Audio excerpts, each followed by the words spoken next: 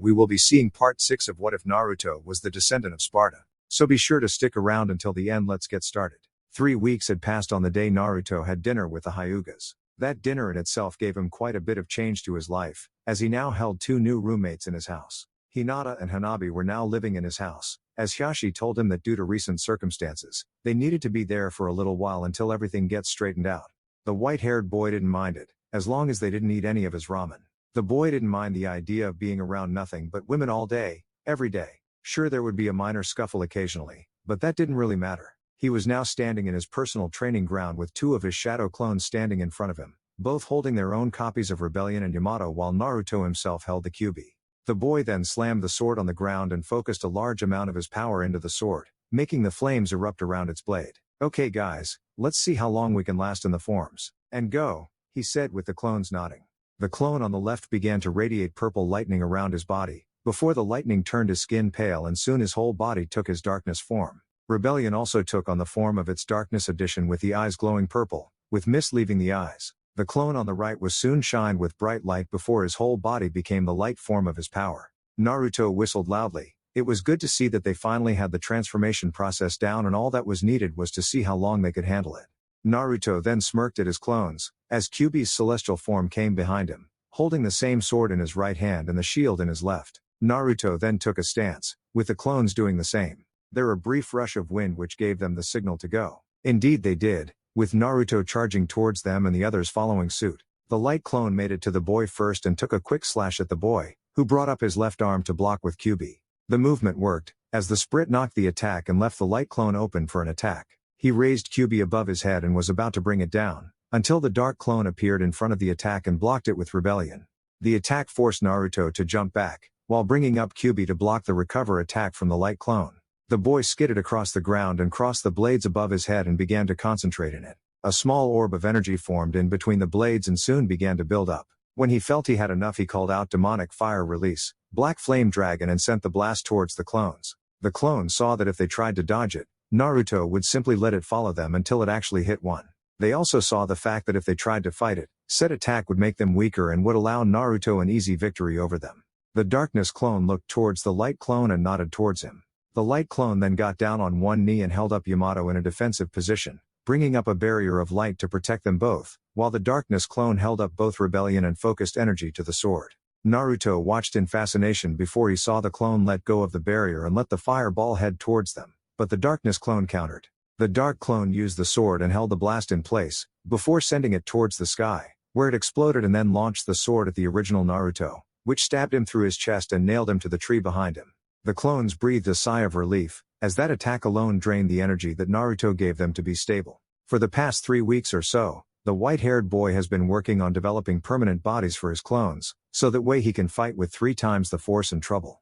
Their own bodies were the prototypes of what he had planned, as he first needed to have them develop their own mind to think and act on their own accord, but their bodies are still under the affect of the shadow clone jutsu, and can be destroyed. However, Naruto was working on it so that way they can take shots but not disrupt and would die a normal way of dying. They then saw the white-haired boy groin before looking down and saw Rebellion sticking out of his chest. Damn it, not again. Why is it that I got Dandy's attraction of getting stabbed by his own fucking weapon? He asked himself as he pushed himself off of the tree and staggered on his feet before he looked at the clones with confusion on his face. Because kid, it wouldn't be a Devil May Cry story without you getting stabbed by your own weapon. Remember the second game? Kyuubi asked with Naruto nodding his head. Oh yeah, I forgot about that, he said as he pulled Rebellion out of his chest and felt the blood leave his body. He coughed for a quick second before he stood back up, with the wound on his chest healing up. The white-haired boy then looked towards the clones, did some quick seals. The clones recognized the pattern and did some seals of their own. They both stopped at the exact same time and called out their techniques at the exact same time. Demonic fire release, black fire dragon, the original called out. He unleashed black fire in the shape of a dragon and waited for his opponents. Demonic skill, lava release, lave pit dragon, called the dark clone, as a pit of lava formed in front of his feet and the lava began to form the shape of a dragon. Demonic skill, ice release, ice dragon blast, called the light clone, as a boulder of ice formed behind him, before becoming the shape of a dragon. The 3 dragons snarled at each other, with their masters letting them loose onto each other. Naruto quickly brought forth his shielded arm and got ready for the blast that was going to rock the whole area they stood on. The light clone and the dark clone, however, took a different approach to it, and instead stood ready to continue the fight. They thought that with 2 dragons going against 1, how could they lose? Sadly, they were mistaken, as the black fire dragon collided with the other 2 and came out the victor and crashed in front of the clone, destroying them in an instant. Naruto found a smirk come to his face, as obviously his clones forgot the way elements work. Fire was a natural element that was alive from certain points of view. It held no true form, but it can live off anything it touches, and can grow stronger by taking in wind and the heat of the atmosphere. So when his dragon hit theirs, his absorbed the heat of the lava dragon and tore through the ice with ease. He then gained the information the clones gathered on the transformations and soon felt proud. He was getting one step closer to mastering the transformations. The boy then left the area, towards his home, as he needed to rest up and get dressed for a mission he had with his teammates, if he could call them that. The boy could not stand either one of them, and if it wasn't for the fact that he couldn't take mission on his own unless they were C rank and below, then he would have worked by himself a long time ago. Later, the boy came out of the shower with a towel wrapped around his waist, and now stood within the master bedroom of the house, his room of course. The rooms in the house were in all actuality a suite not unlike those found in the Golden Leaf Hotel. Hanabi's room, for example, according to Hinata and Hanabi, actually dwarfed the size of their rooms at the Hyuga estates considerably, mostly because Hyugas lived a rather simple and traditional life. Each suite contained 2 rooms within them, the main room and the bedchambers. The main room had a couch and 2 chairs, both blue in color, within with a small table separating them. Under this was carpet of a sky blue shade. There was also a 46-inch flat screen TV mounted onto the wall. To the right of the room's entrance, when coming in, was another door, this one connecting her room to Hinata's. To the left was her bedchamber, consisting of a dresser, walk-in closet, and a queen-sized bed. All in all, Hanabi decided she rather liked her new situation, especially since she no longer had to deal with the Hyuga elders or any village elders aside from the Hokage when he visited them. Shaking such thoughts from his head, the white-haired Genin entered the master suite. The master suite was a bit different from the other rooms. While it had pretty much the same layout, there were some additions. One such addition was the mini-bar the room carried. Another was the chakra-powered fireplace beneath the TV his room held, which could be controlled by a remote control. His bedchamber was also a little more spacious than the others as well. In the center of the room was a king-sized bed with a snow-white curtain surrounding it. To the right of the bed was first a dresser, then a sword rack which could hold up to 5 swords upon it. This was where he chose to keep Rebellion, Yamato, and Kyuubi when he didn't have them with him. To the left of the bed was a smaller dresser matching the big one. After putting on a pair of pants, a mesh shirt, and a pair of combat boots, he was about to walk over to the walk-in closet but stopped at the mirror. He gave himself a good look over but stared mostly at the tattoos on his arms. The sword tattoos were getting, well, boring. He needed to get some new tattoos to show off his style but didn't know any good ones to use. "Kit, I think I know what you can use," Kyuubi said, with Naruto giving his attention to his fox companion. "What do you have in mind? Fox tattoos?" he said, with the fox giving off a fake laugh. "No, it's not a fox tattoo. It's what a man named Randy Orton used to have many years ago," Kyuubi said, with Naruto raising an eyebrow. "Randy Orton? Who the hell is that?" he asked, with the fox laughing loudly. "Only the most insane and awesome person that ever existed. Before John Cena, of course." "Yeah, I'm a Cena fan, so what you gonna do about it?"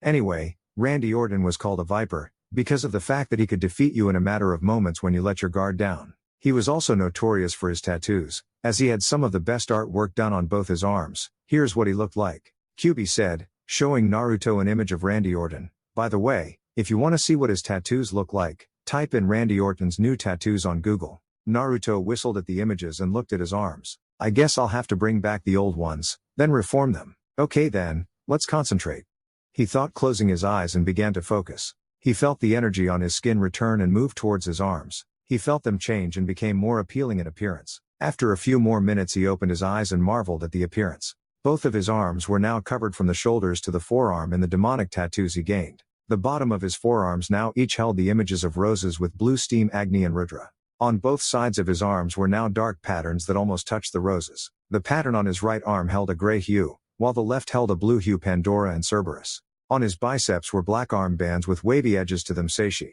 He then saw that from his shoulders down to his wrist was nothing but skulls with glowing white eyes, Onigumo. He looked at his back, and saw a bat-like pattern under his shoulder blades, Nevin, and another tattoo was going over his shoulder and between his pecs, which was a necklace with a red jewel on the end. Kyuubi. Naruto marveled at the new form his tattoos has taken, as they were more badass looking on him than a guy addicted to getting inked. He then held his left hand to Yamato, and saw the sword break into particles of purple light and absorbed itself into his left hand. An image then of the summoned swords appeared on the back of his hand in the form of a 6-point star with the word Tradition over the then held his hand towards the other sword rebellion, and watched as the sword broke into particles of light and absorbed itself into his right hand. The image then formed the image of a black skull with the rib cage on both sides and was appearing to be holding the skull in place. Naruto also saw the word resistance spelled above the skull and on his wrist. He then put on a pair of black gloves with the index and middle fingers cut off, a black vest, his hooded black trench coat with the sleeves stopping at his upper arms, and secured his guns in their holster.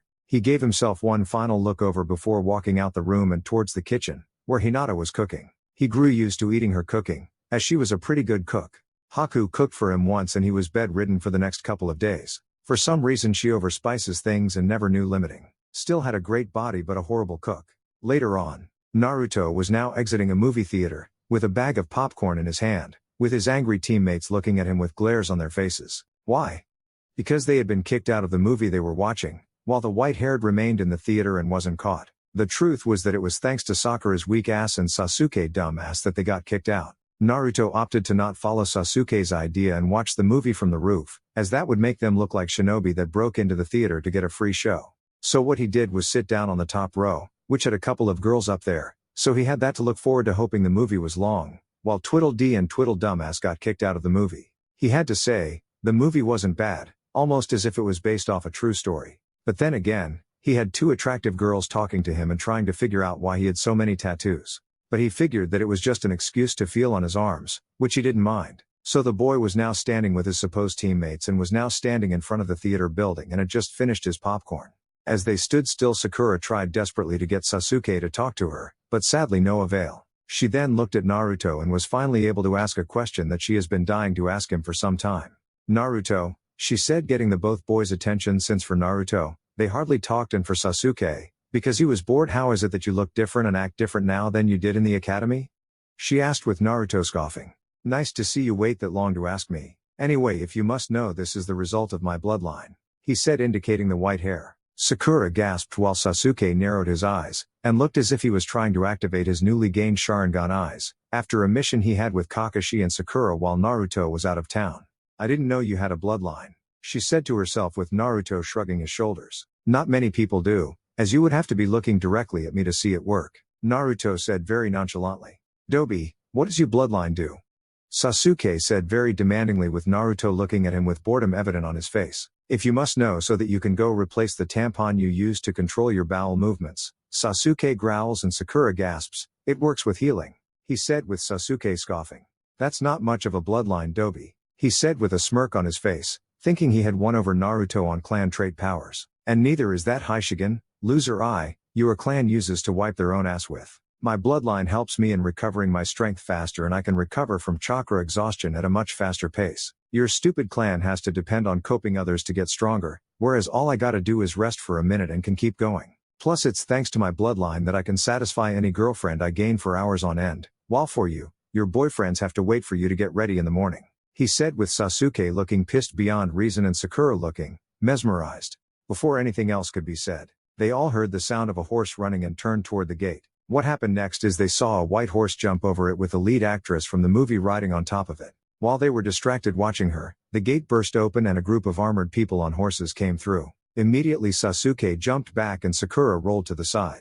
Naruto simply jumped into the air and onto the building behind him. He looked and saw the group chasing after the actress, so he'd chased after the group while Sasuke and Sakura were hot on their heels as well. The armor-wearing riders were right on heels of the woman riding a white horse. One of them took a turn and came out in front of the actress before forcing her to stop. Seeing this, the person threw a net at her only to watch it get shredded by a few shuriken.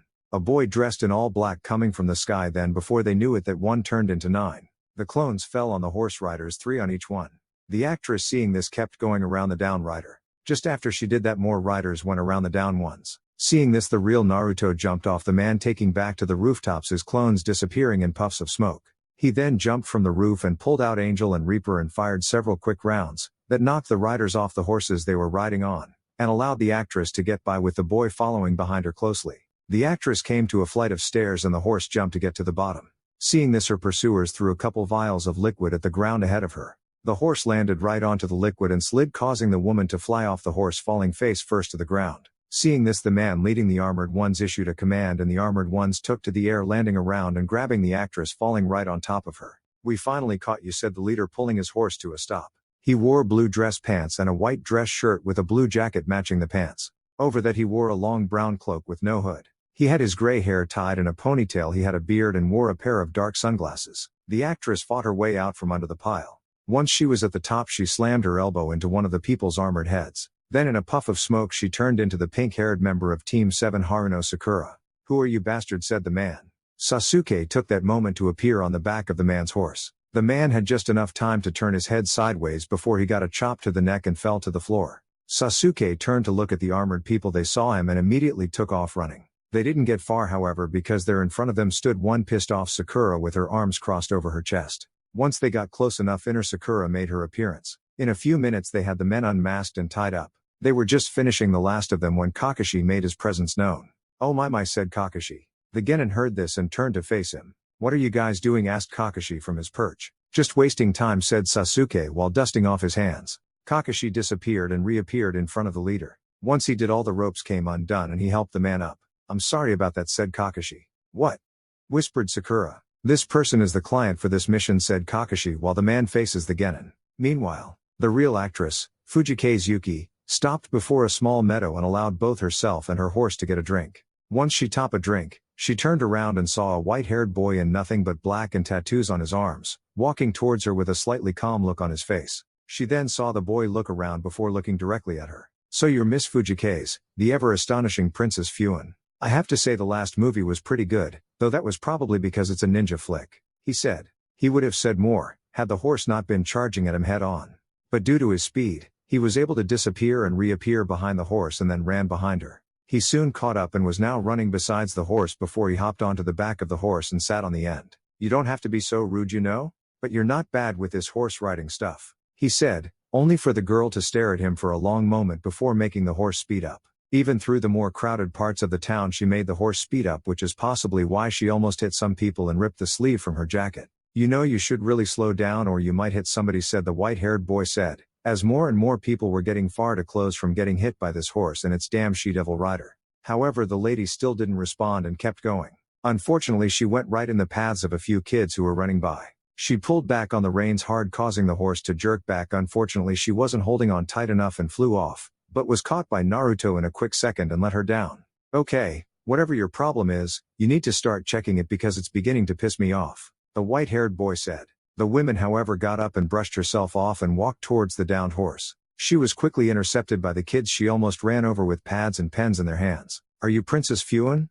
one of the kids asked, who was a little girl. Naruto saw the lady try to brush past them, but their questions soon got her to stop and answer the kids. "I'm not Princess Fuin," Yuki said, only for the kids to crowd in front of her, making her stop. Naruto watched with a look of impassiveness. This lady had little kids asking her for an autograph and she was being a huge bitch to them. You don't do shit like that to kids, and ruin their self-esteem. The little girl, however, didn't seem to be bothered by that and held her stuff closer to the women. "I know that. I'm a huge fan of your movies, Miss Fujikaze. Could I please have your autograph?"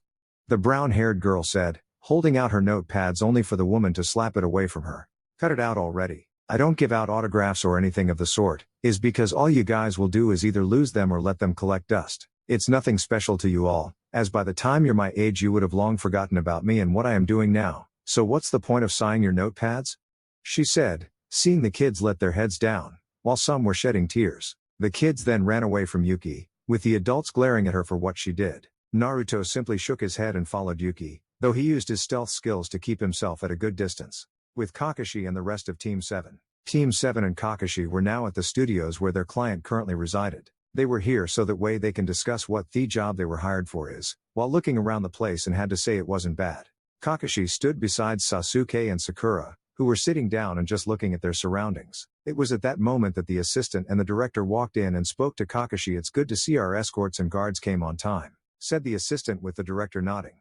Kakashi then turned towards his students and spoke to them. "Okay, you two, here are the mission specs. Hokage-sama has entrusted us with the protection of actress Fujikaze Yuki, aka the Princess Fuin character in the movie I had you three watch," he said, with his two students growling in anger, as they get the chance to finish the movie, as only their white-haired teammate did.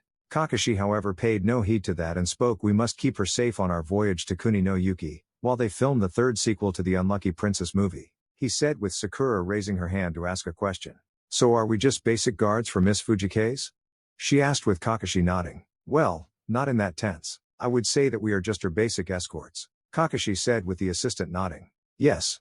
Miss Fujikaze plays a highly important role in this film, as nobody but her can play this role down to the letter. Plus, seeing as how this is the first time the Unlucky Princess is being filmed overseas, we will need all the help we can get, the assistant said.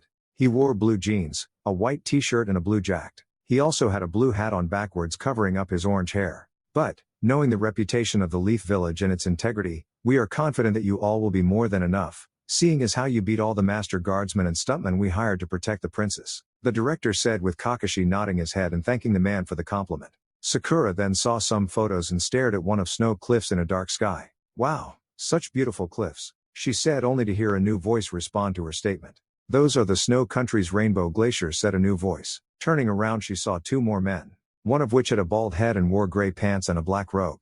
The other man had black hair and wore a blue robe with a white one underneath and blue pants. Needless to say, the look on Sakura's face clearly indicated that she was having a major fangirl moment. You're Kin, the actor that played Brit, said Sakura with the man nodding, and then looked at the second, and you're Hideo-san, the actor who played Shishimaru, said Sakura, her fangirl side taking complete control. Sasuke rolled his eyes, before he greeted the two men that just entered the room. This time the last scene for the movie will be filmed there, said the second man with Sasuke raising an eyebrow.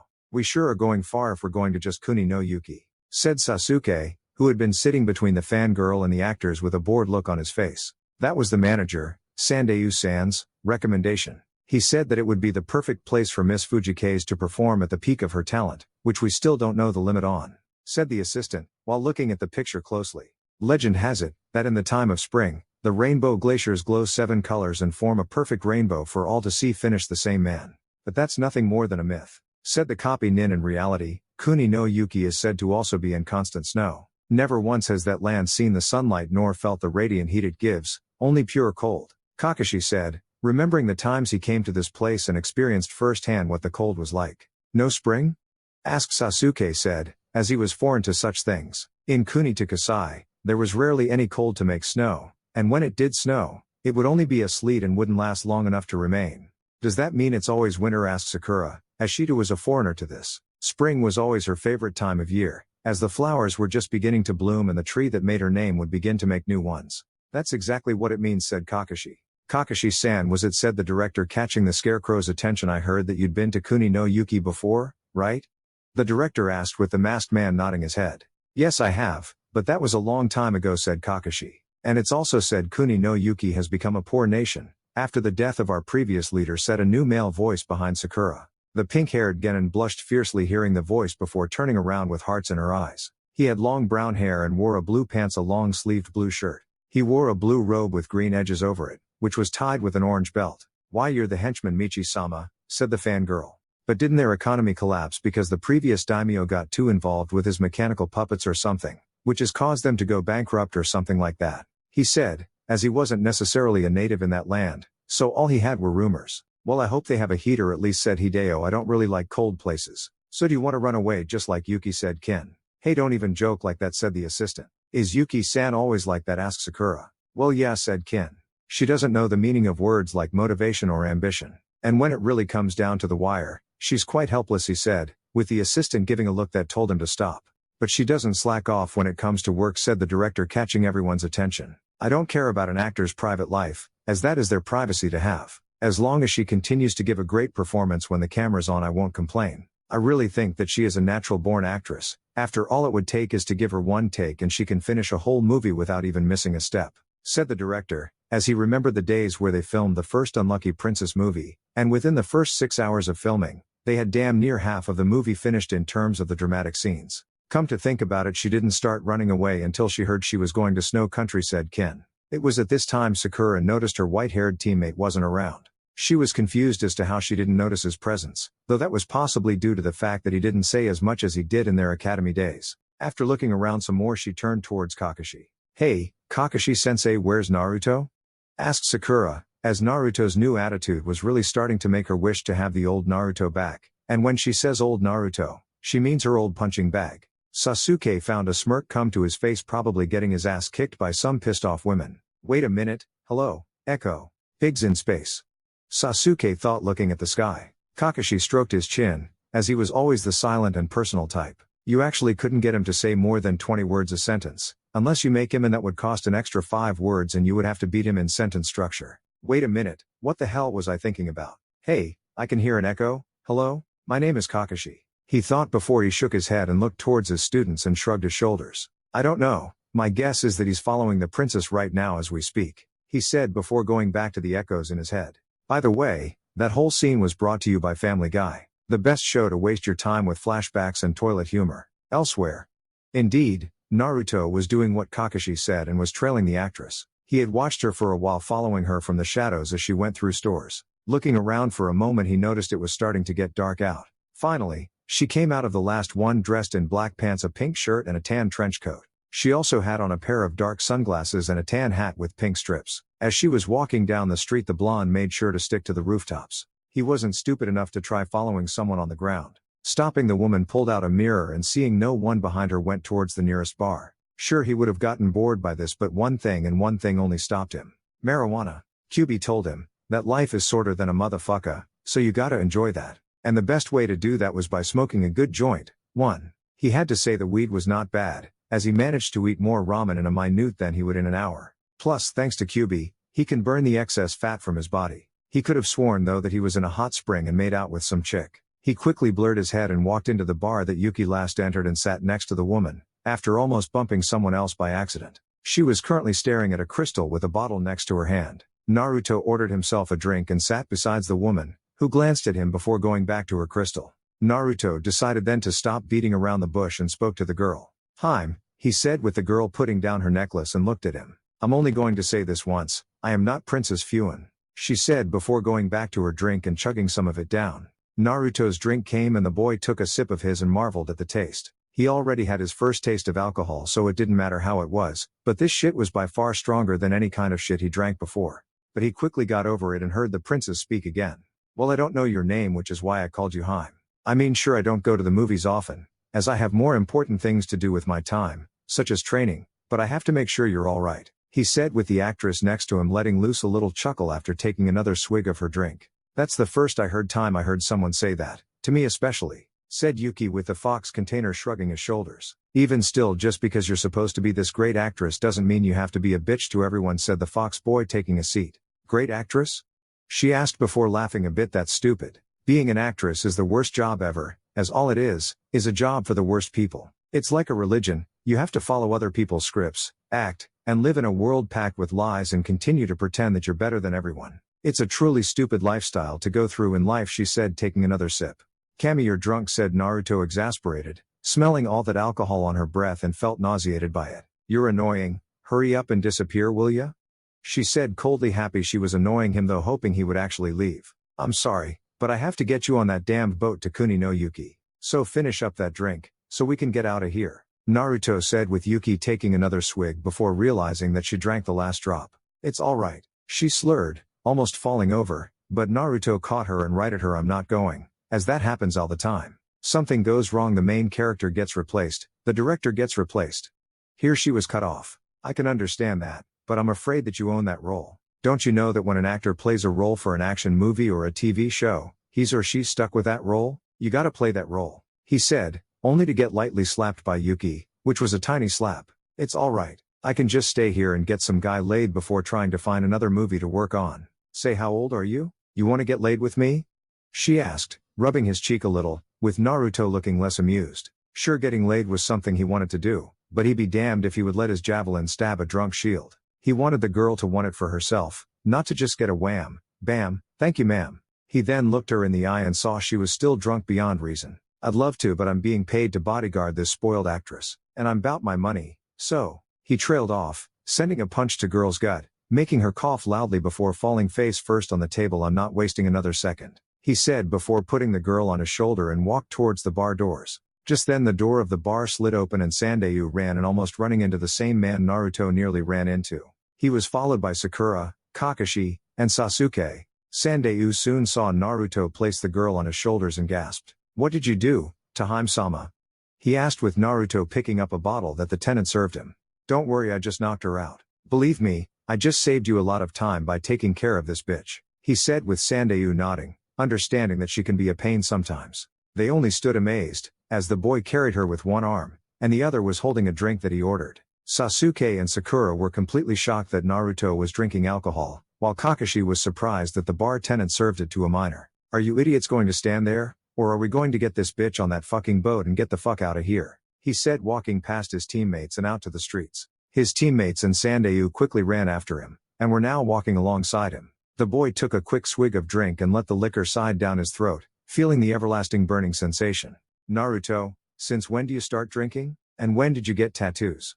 she asked. "When you realized that Sasuke likes to wear pink Hello Kitty panties around his house and sing 'I'm a pretty girl' in bass clef," Naruto said, with Sasuke tensing for a quick second, but Naruto caught it and looked at him in a daze. "You actually do that? Dude, I was just joking with the gay shit, but after that, I think you do play for that team," he said, with Sasuke speeding up the pace. Kakashi meanwhile was reading his book and sighed. "I guess I gotta get the kid a copy of Icha Athletic Edition to condole with his denial." Sakura however wasn't down with the matter. "Naruto, answer me," she said, with the white hair looking at her with a lazy look. "Look, Sakura, it's been an extremely long day and I don't feel like dealing with you right now. Ask me when good and awake," he said, with Sakura dropping the subject, for now. "Next day." "I see, so she has the hexagonal crystal," said a man voice, though he was hidden in the shadows. "The actress Fujikaze Yuki is undoubtedly Kazana Koyuki," said another man kneeling in front of the first. 10 years of searching is finally paying off," said a female voice, this one kneeling behind the first male on his left side. "If it was just the girl it would be too easy," said another male kneeling behind the first on his right side.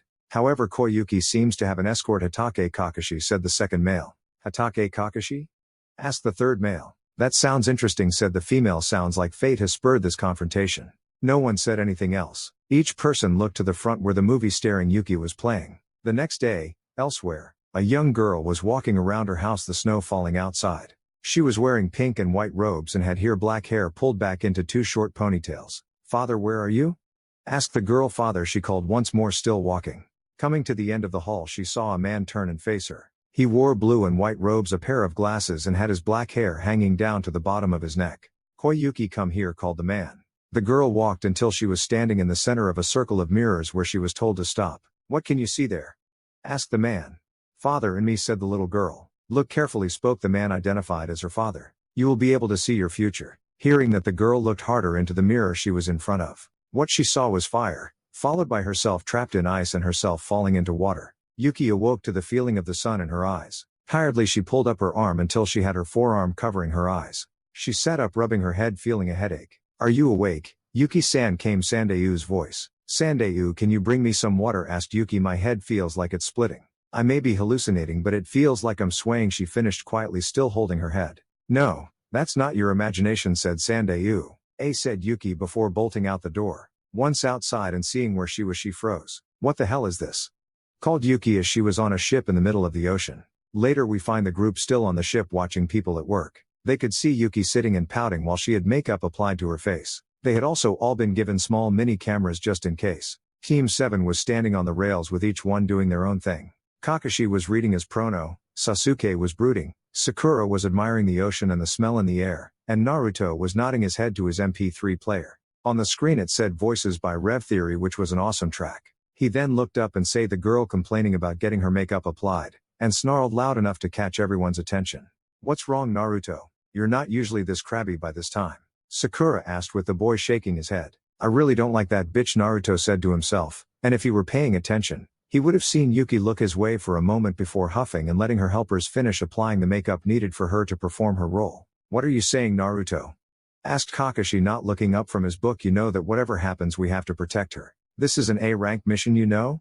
asked the copy nin, with Naruto nodding, but Sakura looked surprised. "What, this is an A-rank?" said Sakura in surprise, and hoped she didn't have to go through the same amount of fear as she did the last. "I don't think it will be that hard just to protect a simple actress," said Sasuke in a bored tone. "And I didn't think it would be hard protecting a bridge builder. You see how that turned out," said Naruto. "Naruto's right, Sasuke," said Kakashi, looking towards the Uchiha. "Simply because famous people are always being targeted. They are always viewed as money makers to not just bandits and thieves, but ninja as well. Plus we don't know who the enemies are, so don't let your guard down." The Scarecrow finished while going back to his porn.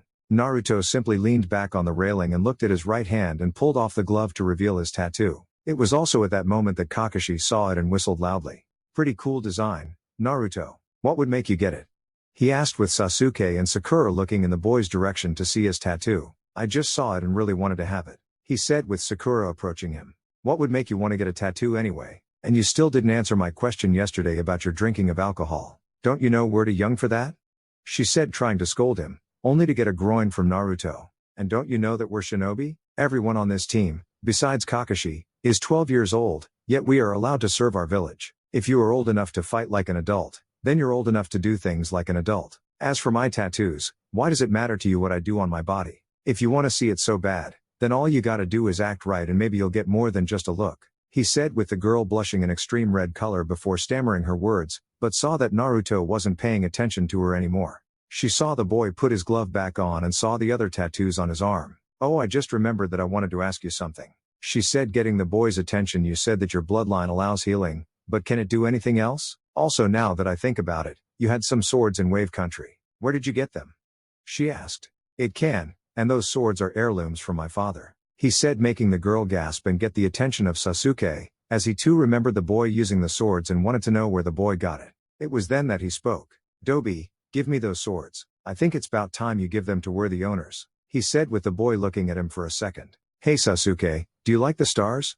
He asked with the boy nodding. Yes I do, but that's besides the point, he was saying into he felt Naruto's boots kicked him where the sun don't shine. He grabbed his sack in pain, while Naruto went back to his music. There you go, all the stars you can watch and for free, he said, pressing play, thus telling Sakura to can whatever question she was going to ask. She also couldn't really ask it anyway, as the director told them to stop talking. They stopped talking once the director called for silence and started filming. They watched as Yuki seemed to change into a completely different person once the camera started. What great drama, whispered Sakura. She's like a completely different person, whispered Naruto. That is Yuki-sama, whispered Sandayu from beside them, catching their attention. Once the camera starts rolling, there isn't anyone who can act like her, he finished.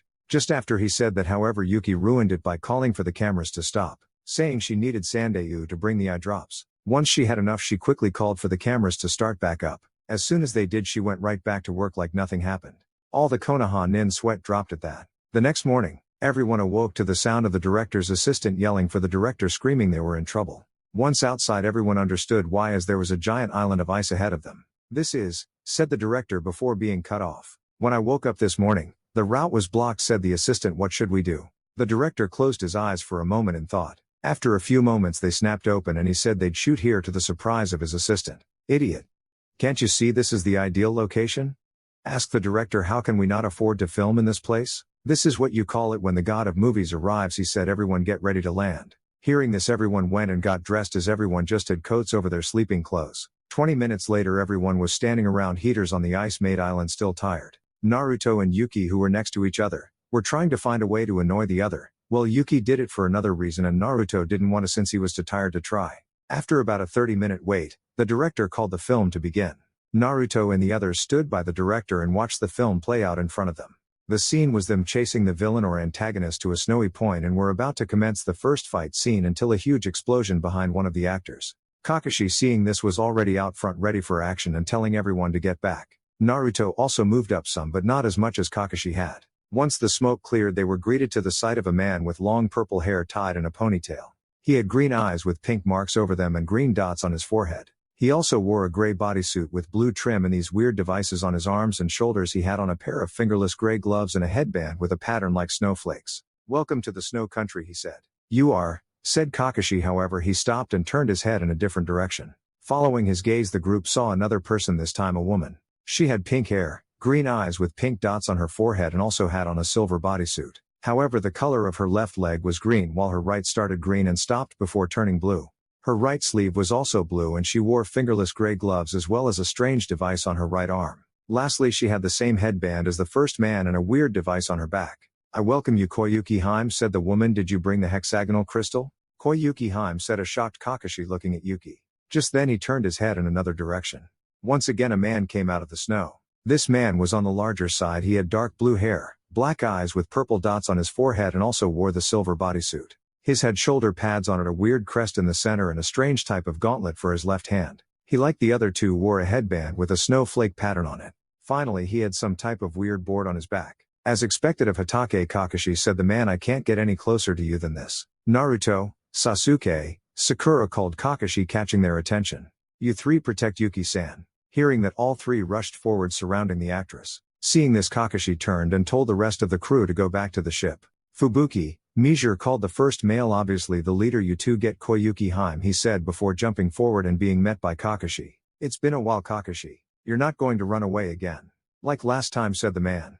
Roga Nadair, said Kakashi. Naruto then brought up 4 clone to surround Yuki, while he, himself summoned Kyuubi to his hand. The Nadachi length blade was held in a tight grip, as he stood in his battle stance. Sasuke and Sakura immediately kept the perimeter around the princess, closed, while simultaneously wondering where Naruto got that sword. Yuki-san, hurry and return to the ship, said Sakura, watching as Naruto stood his ground firmly in front. Haim-sama called Sandeu. Yuki, however, heard none of this. She was too busy in her memories, like how she was evacuated out of her own castle and forced to leave her father in the burning building.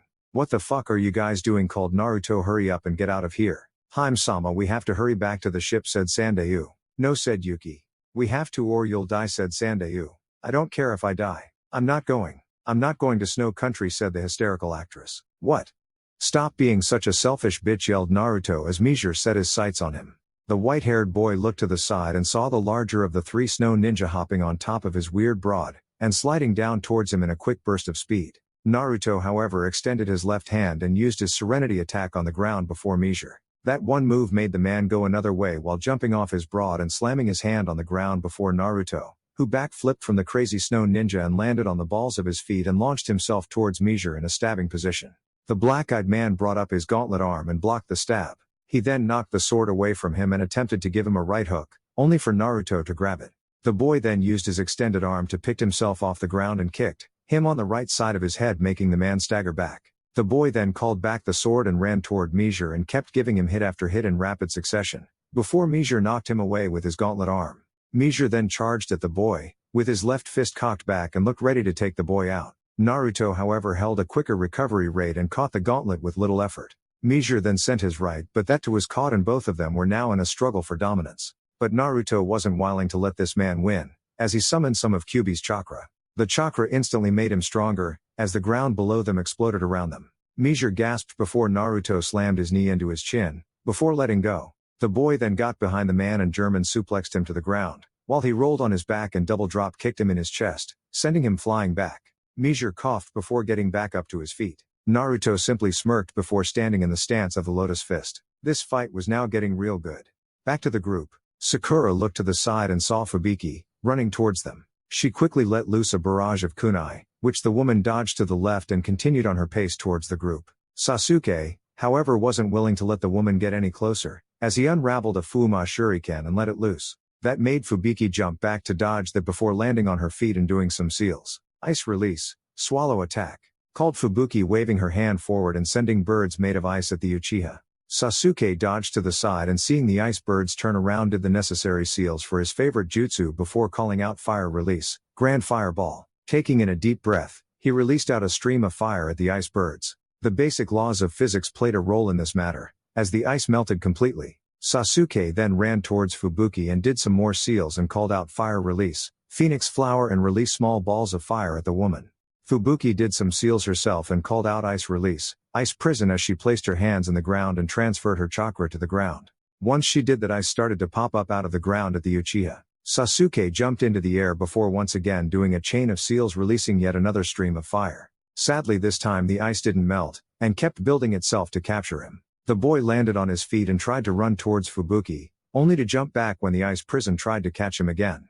Sasuke was once again dodging the ice prison attack. After dodging about 5 in a row, he jumped up and was surprised his foot got caught. The prison rose up, capturing his entire body, which turned into one of the heaters with an exploding tag attached. As soon as it was revealed, it blew, causing a huge fiery explosion. Next, a pair of thick wires shot out of the fire, trapping Fubuki to one of her own prisons. However, using the device on her back, she cut the wires just before the fire that was traveling on them hit her. There was another explosion once the fire hit the ice, and Sasuke looked up, seeing Fubuki flying away as the device had shot out a pair of wings, making her look like a variation of Batgirl.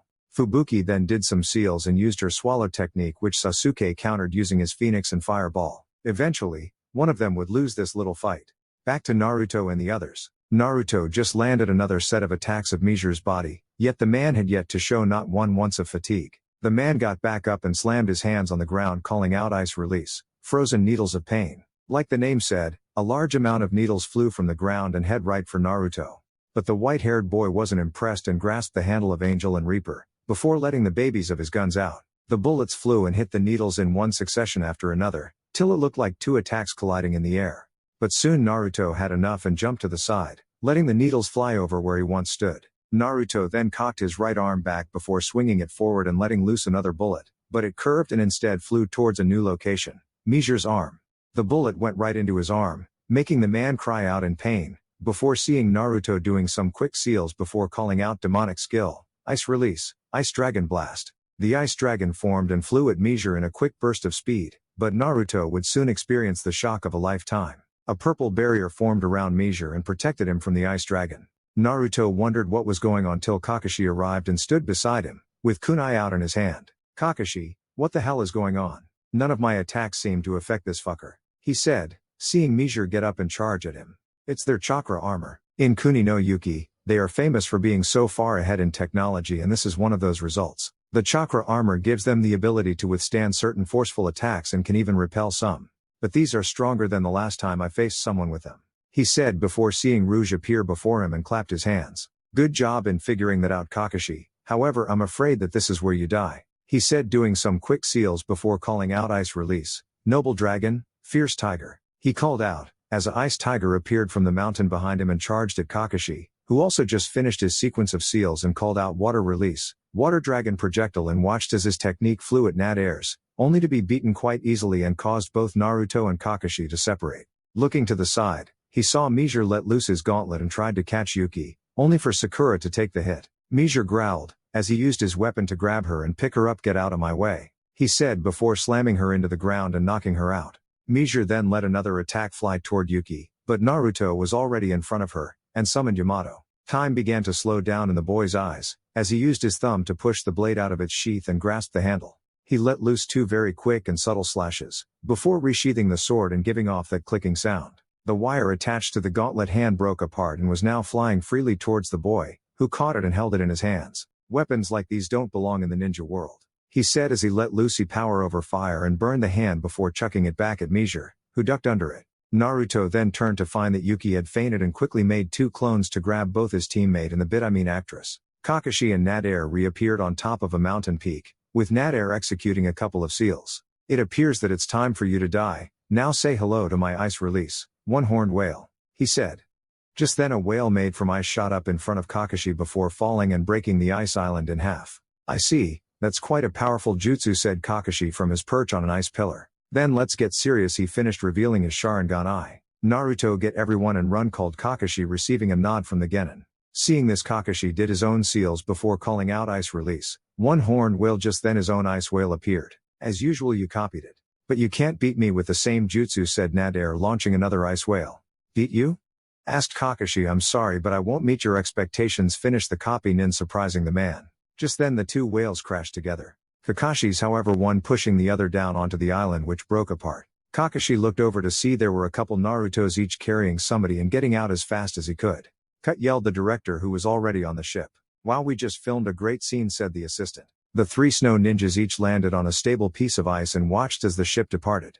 30 minutes later we find Kakashi in Yuki's room aboard the ship. Yuki herself is still knocked out, however. Kakashi, seeing the necklace, picks it up for a moment and looks at it. It's been 10 years since that time. Ha, Sandayu, he thought out loud. He looked behind his back and indeed there stood the man known as Sandayu with his head down. Yes.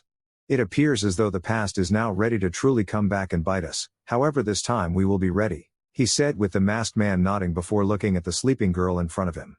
Kazahana Koyuki, daughter of Kazahana Saosetsu and the princess in the land of snow. She's grown quite the looker in her years, he said, with the man nodding his head. Yes, she has. However, I came to inform you that we will be reaching the harbor by tomorrow morning, so you should go get some rest, said Sandayu, getting a nod from the jounin, who sat the necklace down and walked out the room. Later, Yuki woke up to a loud creaking sound and shook her head. That was something she never wanted to go through again, not now or ever. She then got out of bed, as she needed to get some fresh air before going back to bed. When she walked out, she saw that the moon was shining brightly, with stars accompanying it. She just stared at the sky till she heard a voice. You couldn't sleep either?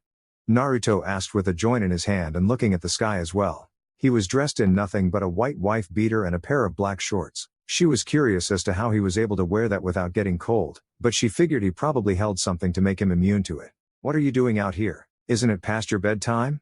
She said, only for Naruto to wave it off. "I can stay awake for 3 straight days without sleep, so I can stay up all night and just look at this moon," he said, taking another puff, before exhaling the smoke through his nose, making it appear that he just ate fire. Yuki then walked over to him and sat beside him. She couldn't help but feel very calm around this boy. It was like all the animosity around them was just gone and they can share a peaceful moment together. "So, what was that weapon you used? I never seen a sword look so exotic," she said, with the boy laughing to himself, before summoning Kyuubi to his hand and showed her the sword. "This is by far one of my favorite swords other than a few others. This sword is able to withstand the strongest flame imaginable and can cut anything with great precision. It works well when you're using this sword to fight against a fire user, as they can't beat this sword," he said before returning the sword. She then got a good look at his tattoos and whistled. "Wow, you sure like tattoos," she said, looking at his arms, and could barely hold the blush back at seeing his muscled arms. "I know, but it's what I wanted. I like them and I feel it was well worth the pain I went with to get them," he said, as he was partially right, seeing as how he had to fight demons to gain them. Yuki nodded and felt an awkward pause come between them, before she felt a question came up, that she had no idea what kind of results would lead up to it. "So, do you have a girlfriend?" she said while trailing off, seeing as how she didn't know his name but he knew hers. "Well, kinda. It's Naruto, and no I don't, not yet anyway. I have to rebuild my clan or else my clan would die out with me," he said, with Yuki looking surprised. "How many girlfriends do you need to rebuild your clan?" she asked, with the boy shrugging his shoulders. "I don't know. All I know is that I have to rebuild my clan and the number needed for that is unknown to me," he said, with Yuki biting her lower lip before asking the next one. "Have you had your first kiss?" she asked, with the boy looking at her in confusion. "No, but why do you want to ask?" he said, before feeling a pair of lips press against his. He then saw the girl pull back and blushed brightly. "Because for some reason, I can't stop thinking about you, and that kiss was to say thank you for protecting me," she said, looking at him, and saw the smirk on his face. "That was just something I was supposed to do as a man. I can't allow a girl to get hurt in front of me," he said, with the girl getting closer again, before their foreheads was touching and they were looking each other in the eye. "Well then, I still think you're a boy. If you want me to call you a man, you gotta prove it," she said, with Naruto laughing a little before looking her in the eye. "Then don't blink," he said, kissing her again, which she not only accepted but placed her arms around his neck and kissed him back. They don't know how long they were doing it, but they didn't care. They just kissed all night under the light of the moon. The next morning came and Team 7 was now on the deck of the ship with Yuki, now referred to as Koyuki, standing along with them. Sasuke and Sakura were looking at the couple in vast confusion. Yesterday they couldn't stand each other and now they were talking to each other as if they were old friends. They were very curious as to what was going on between the two, and would have asked until Kakashi came out and told them that they were needed for a mission debriefing with the crew. They gave one more glance at Naruto and Koyuki, who were now walking into the chambers. They followed the two, while still giving them looks. The Konoha Nin, director, and Sandayu were all in the same room discussing the situation with Yuki, while Naruto and Koyuki sat next to each other while Sasuke and Sakura were still looking their way in curiosity. "Sandayu-san, you knew about this, right?" asked Kakashi, as the reason for the snow ninja that attacked them yesterday continued to plague his mind like a bad prono. "Yes. I knew about this the moment I hired you, though I never thought it would be Hatake Kakashi once more assisting me," replied the man, seeing as there was no point in hiding it anymore. This was something that he needed to let out, if he wanted help for the future of his country to change for the better. He looked at Koyuki, who had her head down, possibly in anger towards him for what he was about to do. But it was needed to be done, in order to avenge their fallen leader. "You must have known how she would react if she was to return here," said Kakashi, seeing Koyuki growl in anger. "This is the only way I could bring the princess back to this country," said Sandayu, feeling bad about lying to the princess, but after practically raising her through her career as an actress and seeing how she acted in life, it was proven to be necessary. "So you really is a princess then?" said Naruto said towards Koyuki, who nodded our head and looked at him for a quick second. The boy could tell that she was hurting inside just from the look itself. "Yes, Fujikaze Yuki is a fake name. She is really Kazana Koyuki, the heiress to the snow country," said Kakashi, surprising Sakura and Sasuke, though the latter didn't show it. Naruto already knew her real name after hearing the snow ninja called her that the other day. "The last time I was with her she was very young. It's not surprising she doesn't remember me, even though I remember her very well," he said as he began to explain how he was able to help both the princess and Sandayu escape, while her home burned down to the ground with her father in it. That one thing made Koyuki sniffle a little, meaning she remembered that day quite clearly as well. "So you're also from Snow Country, Sandayu-san?"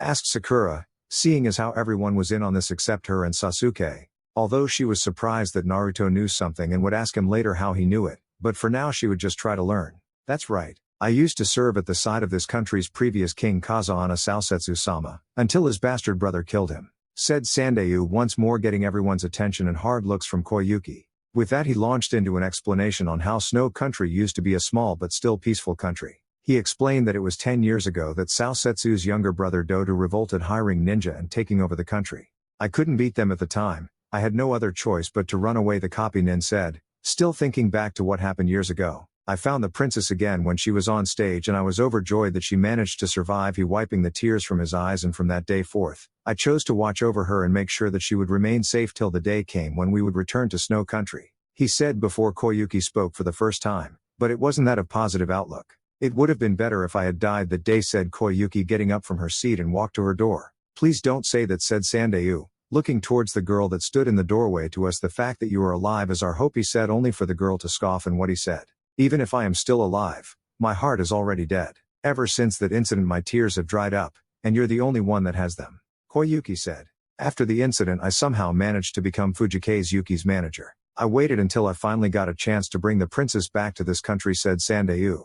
So all this time you were using us, asked the director's assistant. I apologize for fooling all of you, but this is for the future of Snow Country, said Sandayu before getting up and bowing before Koyuki. Koyuki-sama, you must overthrow Dodo and become our new queen, as I, Sandayu, will protect you with my life. So please fight with us, he said, looking towards Koyuki with hope in his eyes. What he received was a scoff from the women. No, came Koyuki's response. Don't joke around with me. I lost all hope in Snow Country, and I don't plan on returning to that place, she said in a cold tone towards the man. Everyone but Naruto gasped as they just saw the man pour his heart out to the girl, but she just told him no to his face. Naruto felt ashamed that he allowed himself to even kiss that girl and was now regretting every second of it. But the people of Snow Country, started Sandayu, only to be cut off. That's none of my business. I refuse, said Koyuki, turning away. Hime-sama. Here Sandayu was once again cut off. Give it up already. Are you stupid? Said Koyuki. No matter how hard you try, there is no way you can defeat Dodo, she said as she walked out of the room. Naruto got up and followed after her, though nobody bothered to ask him where he was going, since he left far too fast for them to have the chance to do so. So I was right about you then, said Naruto, catching the group's attention. Not only are you spoiled, but you're a coward, he finished, his head still down. And what would you know? You never lived the life I live, said Koyuki venomously, and sounded a little hurt at his words to her, after what they did last night. She then saw the boy look at her with his eyes now being blood red with animalistic silts. Naruto then got up from his seat and walked towards her and looked her in the eyes. She gasped at how angry and scary they looked but held her ground. You're not the only one who's had it bad, bitch. Some people in this room have had it worse than you, said Naruto coldly. He then pointed towards Sandu. This old man here is risking his life for his dreams and you stand here trying to talk down on him for that, he said with his eyes glowing even darker than before. Naruto dono, said Sandayu. Because you wouldn't give up. You'll be able to see a dream, came the director's voice. Because you're able to see a dream, the future will come. He paused, getting a breath. This is nice. What a perfect theme for the final chapter of The Unlucky Princess, he said, thinking on the amount of publicity and reviews he would get for filming this as well as getting awards for doing so. Director, don't tell me you're going to continue filming, asked his orange-haired assistant, as he held no desire to encounter those snow shinobi again and would be damned to do so. I told you this movie is changing by the second, said the director as he held up his hands like a film box and looked around the room, and I can see so many people loving this movie because of the reality we're adding. Nobody would dare believe we're using real shinobi for the making of this film, the director said, though Naruto was still glaring at Koyuki and didn't bother listening to them. No way, said the assistant. Think about it. Using a real princess, real shinobi and making it a movie. It's something that happens once in a lifetime, and we are about to make so filming history, said the director. I see, said the assistant, it's going to be a success. We can film the movie and earn big bucks. If we do this it will be a hit. Wait a second, said Koyuki. However, Kakashi said, catching everyone's attention, there is only one option left. There isn't a place where you can hide now that Dodo has discovered you. To fight is the only way for you to live, said the copy nin. So the mission will continue then? Sasuke asked, with some excitement evident in his voice. The thought of taking on those snow ninja was reason enough for him to stay, as he needed to see where his step was in placement of power that was between himself and Naruto. Yeah, and Princess Fuin will go and defeat the evil commander, said Naruto cheerfully, though all the leaf nin could hear sarcasm dripping from his voice.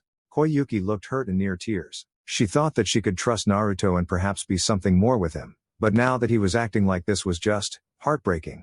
Don't fool around with this. Everything is far different from a movie, no matter how hard you wish for it. In reality, there's absolutely no such thing as a happy ending in this world, she said, looking away from Naruto. It soon became too much for her to look into his eyes. If you put in the effort, you will be able to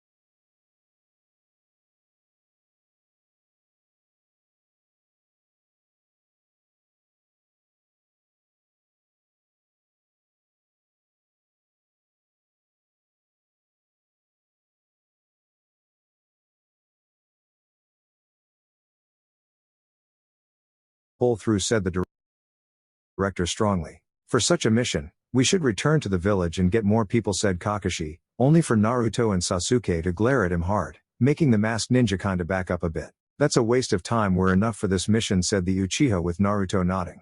For once I agree with the homo, Sasuke growls. We are not going back to the village, and if we do then I'm showing every woman in the village and the secret Kakashi fanboy club this, he said, pulling out a picture that made Kakashi gasp and grab his mask. He tried to grab the photo, only for Naruto to place it back in his pockets. Kakashi grumbled in anger before he nodded towards the director to let him know his answer. So it's decided, said the director. The filming will continue. Let's make it a movie with a happy ending, said the assistant. With Naruto the next day. The group was currently now riding on cargo trucks, another invention of Snow Country. Snow Country was a highly advanced country even though it was a poor nation.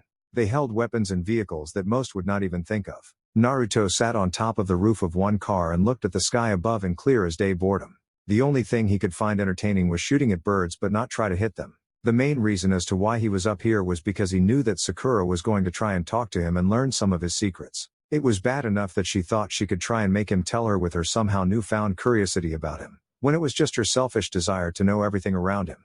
The white-haired boy, already dubbed Gay Boy, flatly no chest, and Cyclops as unworkable people, and was literally counting the days till he could leave this team and work solo. His thoughts were interrupted when the crew announced that Koyuki escaped. He sighed deeply and stood up, looked out in the distance. This girl is really trying to get herself killed. Oh well, might as well go and find her and bring her spoiled ass back here, he said, hopping off the truck and walked off to find the girl. With Koyuki, the girl was now running through the forest as hard as she could. She wasn't going back there, not now, not ever, and nobody was going to stop her. As she ran, she tripped and fell face first in the snow and just laid there for a second, until she heard footsteps walking towards her. She looked up to see Naruto standing before her with an icy look in his eyes, and his posture was firm. The boy then approached her and stood in front of her with his look not leaving his eyes. Why is it always you who finds me? Asked the actress as she got up from the ground.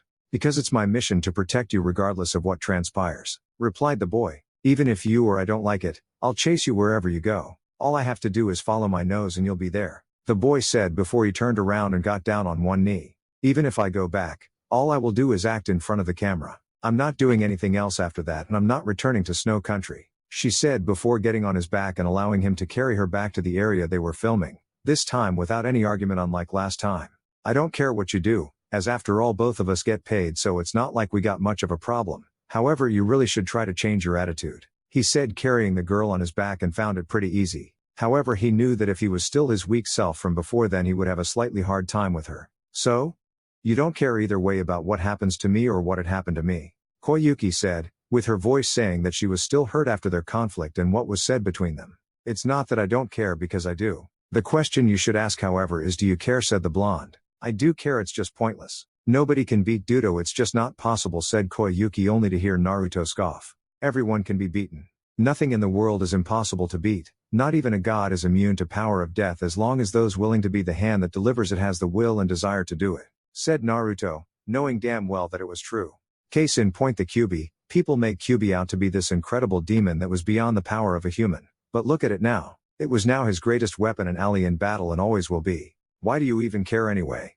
Asked the actress, changing the subject. Naruto paused for a moment before nodding to himself. He supposed that he could trust her, since she would be one of the few she would tell his story to. When I was born, I lost my mother to childbirth. It was said that she had problems during her pregnancy with me until the time came when she had a choice of either losing me or her life, and she chose to die. Then barely 3 weeks after my birth, my father died when a demon attacked my village. I grew up alone, and the only one that ever cared about me was the reinstated leader of our village, who loved and raised me as his grandson. It was only a year ago that my life changed drastically and I have become what you see today, he said, with the girl now looking curious, seeing as how whatever change came to him, it was a real good change. What caused you to change so drastically?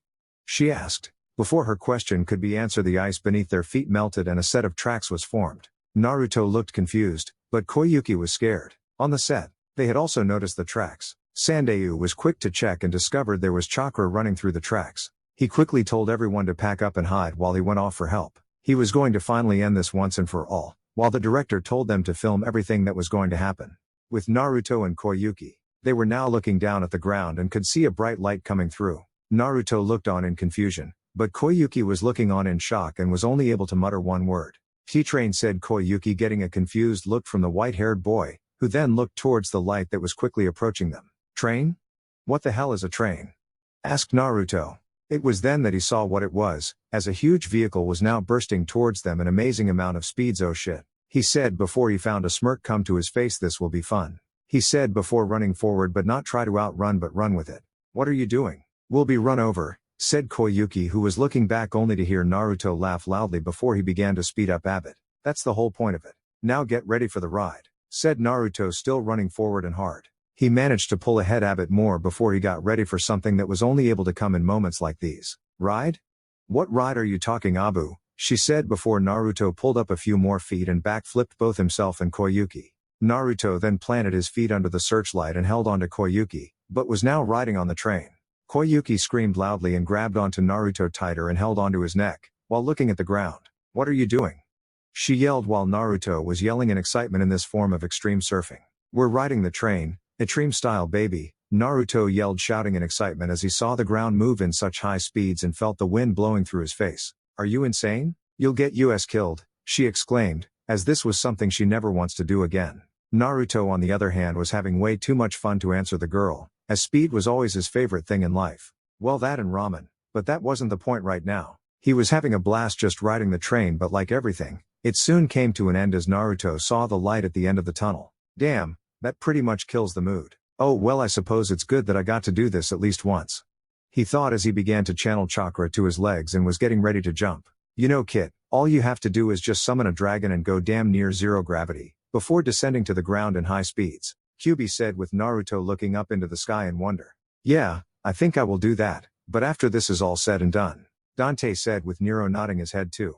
But do it when those asshole villagers are watching. Who knows, you might even kill a couple of them, he said with Naruto grinning deeply. Before the moment came in which he jumped as soon as the train came out of the tunnel and now flew through the air. Koyuki was still screaming, while Naruto was still yelling with excitement, before he flipped himself over, skidded across the snow, and fell onto the ground along with Koyuki, breathing heavily before laughing loudly, surprising Koyuki. The train stopped after passing them a bit and a male voice spoke from a loudspeaker. It's good to see you again, Koyuki, said a male voice, as a man wearing regal attire appeared from the roof of the train, along with Nat Air. The man had long black hair and black eyes. He wore a heavy gray cloak over a blue robe and held a look of someone that didn't care whether you were happy or sad. Said man grinned as Koyuki growled at him and stood up tall, with Naruto standing beside her. Kazahana Dodo, said Koyuki looking forward, only for Naruto to place a hand on her shoulder and told her to wait a moment. Dodo simply smirked and held out his arm like a warm, caring person. Now,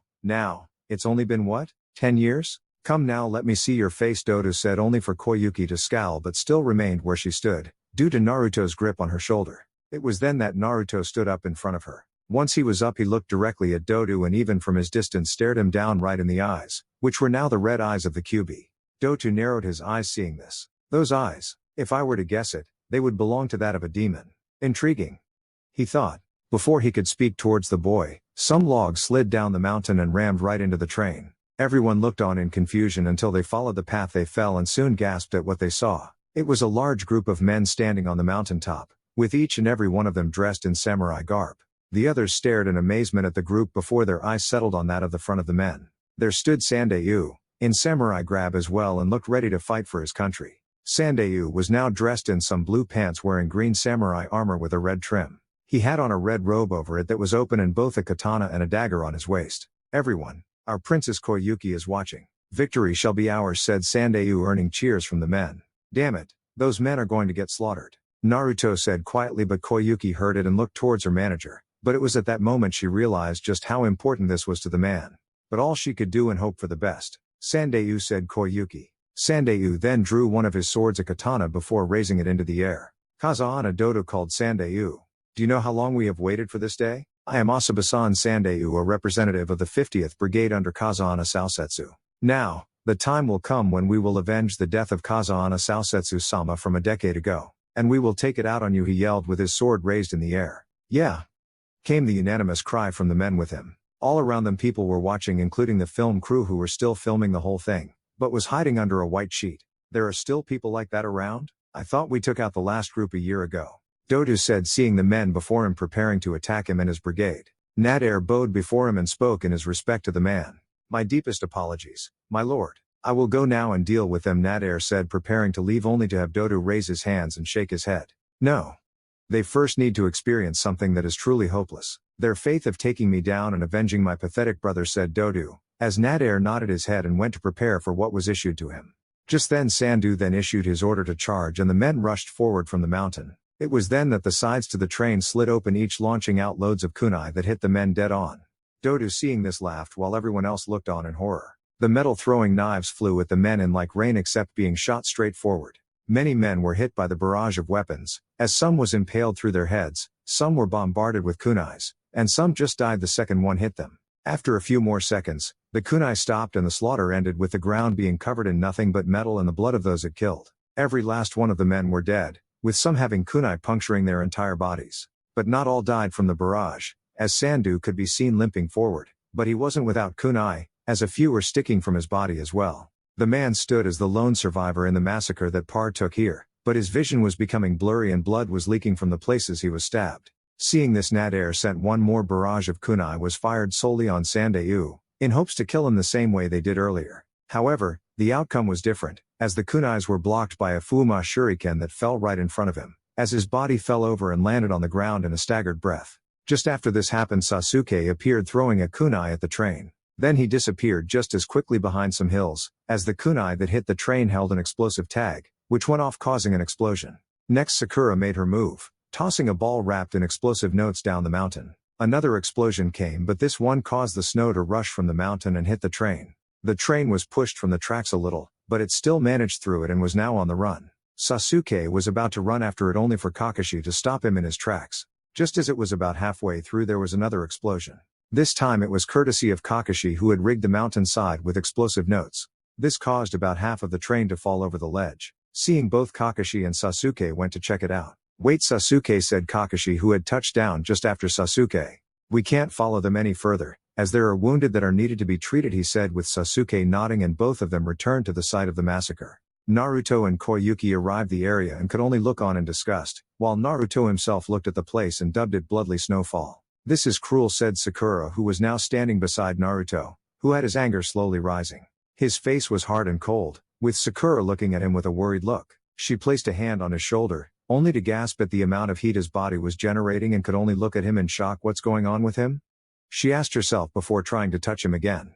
That is the result of their persistence. For years rebellions have been formed to avenge the death of my father, and as a result each one was slaughtered unmercifully. If they hadn't have gone up against Dodo, they wouldn't have ended up like this, she said, only to have Naruto look at her with a hard look on his face. This made her recoil from what he was implying if she didn't shut up. Just then Kakashi, Sasuke and a group of men came up carrying Sandayu on a board. He was still alive, though he was dying very rapidly. He weakly looked towards Koyuki, who held a stern look on her face. Hime-sama, said Sandayu weakly. Hearing this, Koyuki walked up and kneeled beside him, though the look on her face remained far from sympathetic or willingness to cry. But Sandu didn't care. This needed to be said now. I am very sorry to have gotten you involved in this, I and everyone else. But because you were around, we didn't lose our hope. We didn't lose our determination to avenge the death of your father. He while coughing up blood ever since you were young, and even now, you were always our princess. That's what I believe that you are. Please believe in yourself. You are our hope, Hime-sama, he said as a lone tear fell from his eyes. So please, don't cry. With that said, Sandayu died, his head falling over to the side. Then his hand fell to his side, dropping the dagger he had been holding. Koyuki then picked up the dagger and held it in her hand while she looked at Sandu's body. You really are stupid, Sandayu, said Koyuki quietly. I cannot cry because you have the eye drops, she said before standing while holding the dagger close to her heart. She then looked at the others and looked pissed off, though Naruto continued to look at Sandu's body. I hope you're all satisfied. Let's go home, said Koyuki. If we stay in this country any longer, you won't be able to return safely. We're heading back, she finished before walking off, only to have Naruto grab her arm. What the fuck do you have to go back to?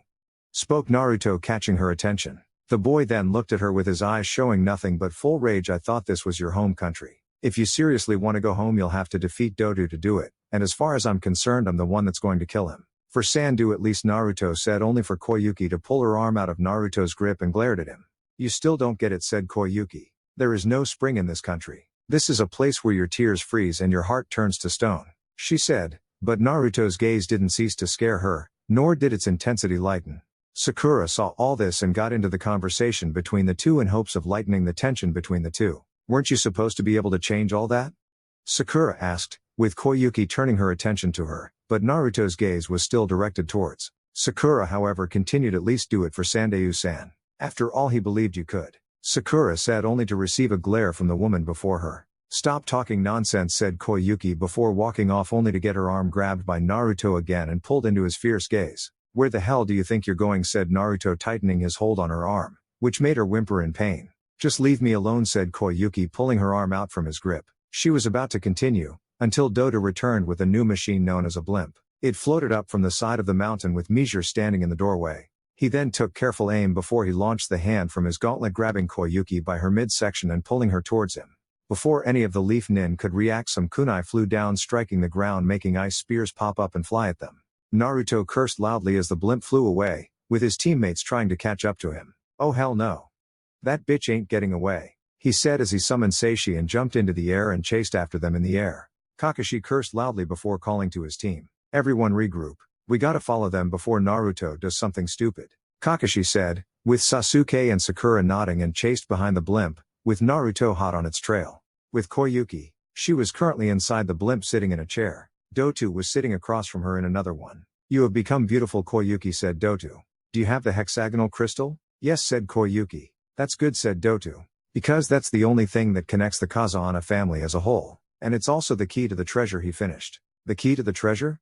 Asked Koyuki. When I took over this country from your father, there was nothing left of the Kazahana family. Sao Setsu surely must have kept the treasure elsewhere, said Dotu, pausing to take a breath. I looked for it and finally found it. It's a massive weapon hidden in the rainbow glaciers. And I found a keyhole that fits the hexagonal crystal. He once again paused, taking a breath. If I get a hold of the Kazahana's weapon, our country will have the power to overcome the 5 other shinobi nations.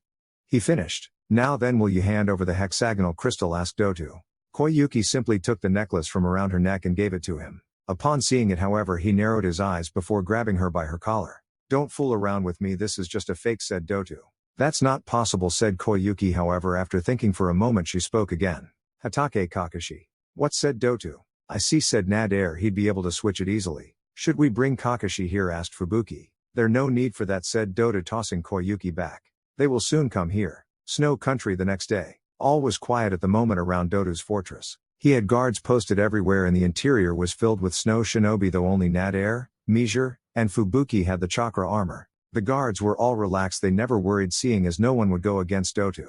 Or so they thought, when screams were heard throughout the compound. Sleeping guards all stood up and looked ahead to see Naruto standing over a dead snow ninja, with an unsheathed Yamato in his hand. The boy was glowing red, with Kyuubi's chakra slowly escaping his body and forming red chakra tails, with the Yamato glowing in a blood-red hue. The white-haired boy then looked at the snow ninja with murderous-looking eyes, as he charged at them. One fell quickly, as he tried to counter Naruto's attack with a kunai, only to realize that Naruto used his sheath and stabbed him between his eyes and the blade came out from the other end. Naruto then looked toward the other sound ninja, who pulled out a sword and charged at Naruto with the full intention of avenging his fallen comrade. He jumped into the air and sent a downward slash, which the boy blocked with the Yamato, before knocking him across his head with its sheath.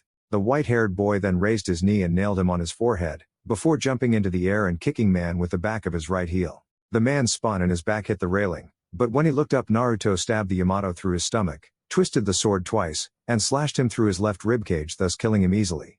The white-haired boy soon saw more snow ninja racing towards him, but the boy simply sighed, as he resheathed Yamato and placed the sword on his hip. Too bad you snow ninja have a hard way of learning, he said, doing some quick seals and launching a fire jutsu that hit the man and caused a small explosion that rocked the building. Koyuki looked up in shock hearing the explosions from her cell. Looking around, she noticed the guards rush off to see what was happening, only to be blown back by another explosion and falling over the railings. She then noticed someone walk to her cage with a sword in his left hand. She soon got a closer look on the boy and realized that it was Naruto. After ripping of the tag sealing up her cell, Naruto quickly opened the door and approached her, with his eyes still the reds of Kyuubi. Hurry up, spoke the blonde quietly, as he helped Koyuki up. Once she was up and at him, they both took off down the halls, going the direction opposite of the guards heading their way, though Naruto simply dropped a kunai with an explosive note to distract them. How, asked Koyuki, as Naruto continued to pull her but not hard. I'm a shinobi, this is nothing but child's play, replied the white-haired boy, as he quickly killed a snow ninja that tried to sneak attack them, though Koyuki didn't look bothered by it. Besides, I already told you, I will protect you and I don't go back on a promise, he said before another snow ninja appeared, but this time it was Kakashi in disguise. After meeting up with Kakashi, who then returned the hexagonal crystal to Koyuki, turned just in time to see two snow shinobi hit a wall and see both Sasuke and Sakura running towards them, though Sasuke looked upset that they weren't a challenge for him. As they ran, Naruto had Koyuki on his back once more, and they were able to move at shinobi speed. "Come on," said Sakura, still running. "We can't hold that area any longer." "This way," called Koyuki, pointing in the direction for them to take in order to get the hell out of here. After running for a bit, they ended up in a large dark room. Stopping, they searched the place for a moment before the lights turned on. Turning around, they spotted Dodo himself sitting in his throne on top of a flight of stairs, clapping his hands rather loudly. He had a deep smirk on his face and was looking in Koyuki's direction. "Well done, Koyuki. If I were a critic, I would say that was your best acting yet," spoke Dodo after standing up, with a huge smirk plastered on his face. Naruto gripped the Yamato harder than he ever did and was fully prepared to kill this bastard here and now, but he wanted a real fight, so he would wait for now. The Konoha nin all turned towards Koyuki only for her to run over towards Doto. Seeing this, Kakashi went to stop her only to be intercepted by Nadri, Fubuki, and Mizure. Once Koyuki reached Doto, she handed him the crystal before speaking. "Everyone seems to have forgotten that I'm an actress," she said, facing the Leaf Nin, but tried to miss Naruto. The boy, however, inwardly smirked to himself as he saw the faint wink she gave him. "This bitch really deserves an Oscar award," he thought, seeing her reach for something. "It's true," spoke Doto. "Koyuki acted the entire scene," he said, looking to his niece, only to gasp when she stabbed the dagger that belonged to Sandu in his stomach. She then began to push the blade deeper into his body, while he remained shocked. "Yes, the entire thing was an act, in order for me to get closer to you," spoke Koyuki quietly, as she continued to push the blade in. "That's why I said that I'm an actress, as nobody can do my job better than me," Koyuki said with a smirk on her face. "Damn you," cried Dodo, before grabbing Koyuki by her neck, only to be surprised when she pushed the weight of her body on him and was now pushing him towards the side of the staircase. "I knew this would happen," spoke Koyuki as she continued to push him towards the ledge. "I knew that if I returned here I would die, that's why at least I could die trying," she said before giving one final push, and soon both herself and Doto fell over the side of the staircase before crashing to the floor hard. Before anything could be said, however, Doto stood to his feet and chuckled. "I'm not going to die because of this new toy of mine," spoke Doto before removing his robe. Once he did, everyone saw he also wore the chakra armor. Doto's armor was black with a blue trim. He also wore a pair of gauntlets on his arms that were also black. This is the new advanced model for the chakra armor. It's designed to withstand that of not only A-class jutsus but also that of modern swords and merger weapons such as kunais and shurikens. "In this armor, I am truly invincible," spoke Doto, flexing his arms, and tested out the armor. He then looked forward only to jump back, when Naruto sent a summoned sword at the man. Naruto then pulled out Angel and Reaper and fired several rounds from it, that hit his armor and even sailed past his face and caused a cut to form and leak blood. The man soon dodged more strikes from Naruto, who resheathed Yamato and glared at the man. "Well then, let's see your armor withstand my sword," he said, only to see Koyuki lying beside Doto's leg. The man saw her and quickly grabbed her, using only one arm to pick her up. Naruto quickly ran towards Doto and sent a spinning kick to the man's head, only for it to knock it away with his free arm. Naruto then rebounded off of it before placing his hands on the ground and tried to sweep him off his feet, only for the man to jump over it and place soon distance between them. "Naruto," called Koyuki while struggling to get free. "It's pointless. Someone like you can't defeat me," spoke Doto before turning to the struggling Koyuki. "Now let us go, Koyuki. To the place beyond the rainbow," said the black-haired tyrant before pressing a button hidden under his left arm. Once he finished speaking, the ceiling collapsed and pulling Doto up on a wire. Naruto, seeing this, quickly aimed his arms at the ground below, before calling out Serenity and launching himself through the ceiling, hot on Doto's trail. Everyone else, seeing the ceiling collapsing, jumped off to the side themselves, though the snow nin all used wires to get themselves out. On the outside of the fortress you could see explosions still going off all over the place. Just then there was an explosion from the roof and Doto could be seen coming out, a pair of wings emerging from his armor. Koyuki was hanging over his arm, looking at the fortress collapse on itself. She then felt happiness swell up in her, as Naruto came out of the cloud like a rocket with his right arm extended. Koyuki quickly brought her hand out for Naruto to take, hoping that he could catch up to them and save her. He was approaching her in a matter of inches, only to be stopped by Doto. Doto, seeing this, made a sharp turn towards Naruto and punched him, thus stopping his momentum.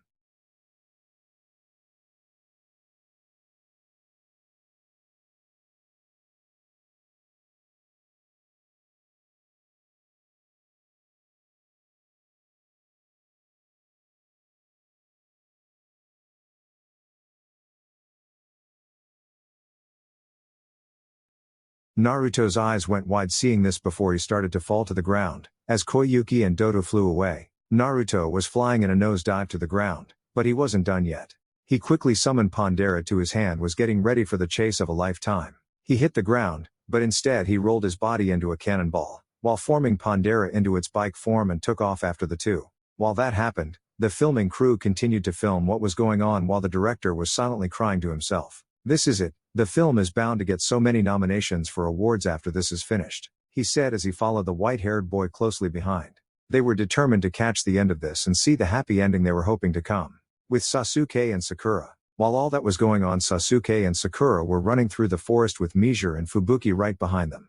The pair had already come up with a plan to take care of the snow nin, and right now they were just waiting for the right moment. They sped up, avoiding a hail of kunai as well as the ice spears that emerged once they hit the ground. Sakura now asked Sasuke. Not yet, just a bit more, replied the pink-haired genin. Just after she said that, she hit the ground in a roll while Sasuke jumped forwards, both barely avoiding Fubuki who had swooped in on them. Seeing Fubuki swerving through the trees, Sakura's eyes went wide before she spoke out. After 5 seconds, turn 20 degrees left and run 30 meters ahead. That's where the tree branch is. Finally spoke Sasuke before stopping and throwing out some wires towards the branch. Whatever you do will be useless, spoke Mizure, who was currently riding his board towards Sakura. Sakura, seeing this, stood up and raised her arms while simultaneously opening up the cloak she was given, revealing 4 kunai in each hand as well as the ones hanging inside her cloak, all of which had pink bags attached to the ends of them. Sakura waited for a moment before launching kunais at the border. Every kunai she threw, however, did no damage, smashing against an energy shield while paper flew out of the bags after each one. Jumping off of the board, Mizure glanced around, then spotted one of the mini tags that were in the bags on the kunai land on him before looking towards Sakura. Ninja art. Sakura Blizzard Jutsu, spoke Sakura, holding up a single kunai with an explosive note before throwing it at Mizure. Once the note burned away, there was a huge explosion. The force of the explosion knocked Fubuki right into the wires Sasuke threw into the trees. However, she simply backflipped before engaging the wings for her armor, cutting through the wires. Snow shinobi aren't that weak, called Fubuki. Maybe, came Sasuke's voice. The Uchiha was already behind her. After well-timed pacing and timing itself, he quickly grabbed her shoulders, pulling her towards the ground before throwing out a kick to her side. Then he flipped under her, giving a hit to her other side before delivering a heel kick to her stomach. Sasuke then flipped himself through the air and landed on another branch and said Lion's Barrage, a move that is all original from this day forward. Fubuki went flying straight towards the ground, falling into Mizure, who was just standing up. Once they made contact, a pink light shone brightly as well as sparks of electricity before a huge explosion engulfed the two and both fell over but didn't move after it. What just happened? Asked Sasuke, landing by Sakura, who walked over to their bodies and checked each of their pulses and saw that it was weak but they were still alive. She then tied them to a tree and held her chin in wonder. I'm not sure, but maybe, said Sakura, trailing off at the end, as they heard the sound of explosions in the distance and began to run towards them. With Kakashi, same time. Do you have any chance of winning? After all, you ran away last time, spoke Nader as he sent a right fist to Kakashi's head, only for the masked man to block it and send a punch of his own, that Nader dodged. It can't be helped about what was done in the past, however, the copy nin said while doing a set of seals and began to focus chakra to his hand. How's about me showing something completely original, Kakashi said as he finished his set of seals and prepared to use his personal jutsu. He then grabbed his own. He grabbed his right wrist and held his hand down, palm open. Lightning began to build like his Chidori technique, but the charge was different and didn't give off the sound of birds. Lightning edge, spoke Kakashi, as he then ran towards Nader with his right arm behind his back. Nader, however, wasn't the only one preparing to use a jutsu of his own. Once he finished it, he smirked at Kakashi. You think you're the only one here with an original technique? Here, let me show you my ice release. Wolf Fang Avalanche, spoke Nader. Kakashi continued to run forward, as the snow besides them slid down the mountain, while changing into wolves made of snow and charged at the copy nin. Seeing this, Kakashi launched himself forward, jumping on the back of the wolves towards Nader. One wolf, however, came from in front of Nader and charged Kakashi. Seeing this, thanks to his Sharingan, he sent his arm forward with the Reikiri, plowing straight through the wolf like a drill through concrete or a bullet through water. The attack died out, however, once it got near Nader after hitting the chakra shield. However, it did have some effect as the device on Nader's arm, as it cracked and began to shoot sparks out for just a second before it started smoking. That was so close, taunted Nader, preparing to do another set of seals, only for the mountain to start shaking violently, while a real avalanche began to fall. It was probably due to the snow wolves taking some of the snow that was holding heavy amounts, and as such that avalanche came. The snow continued to slide down the mountain and soon pushed them off them both over the edge, thus free falling to their deaths, but Kakashi had other plans. The Sharingan user then appeared behind Nadir both upside down before grabbing him and speaking. Even if ninjutsu and genjutsu don't work on you, a shinobi still has taijutsu. You've depended too much on that armor, and now you shall pay the price, said the copy nin before driving Nadir headfirst into the ground. Kakashi himself landed on his feet and after sparing a glance to his now presumed deceased opponent before he leapt into the trees. Elsewhere, Dota landed before what was called the Crystal Glaciers, with Koyuki herself looking on in shock.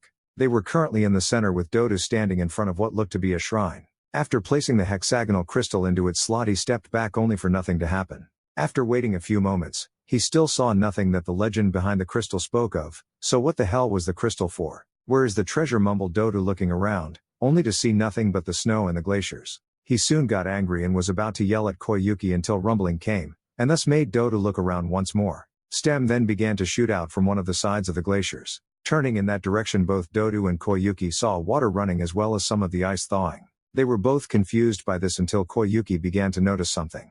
It's getting warm, spoke Koyuki as she felt her hand beginning to warm up. She then looked around before realization hit her. This is. She was saying only for Dodu to finish her thought. A generator? Questioned Dodu, also feeling it beginning to heat up. Is this what you call Kazahana's treasure? A fucking heat generator? Said Dodu as he began to feel his anger build up, but soon his ears caught the sound of an object speeding towards him. He looked to the side and saw a vehicle of some kind. On it was Naruto, who had a serious look on his face, as he increased the amount of speed his bike was going and held a look of determination on his face.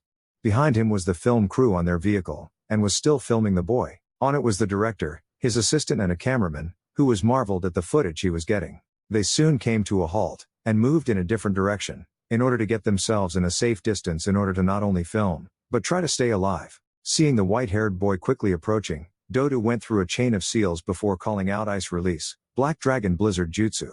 Pulling his right arm back he launched it forward sending out a black dragon towards the boy, who didn't stop and just increased the torque. It hit the ground right in front of him and covered the field in a cloud of dust before Naruto came flying out of it, but instead of his bike he now held his Yamato sword.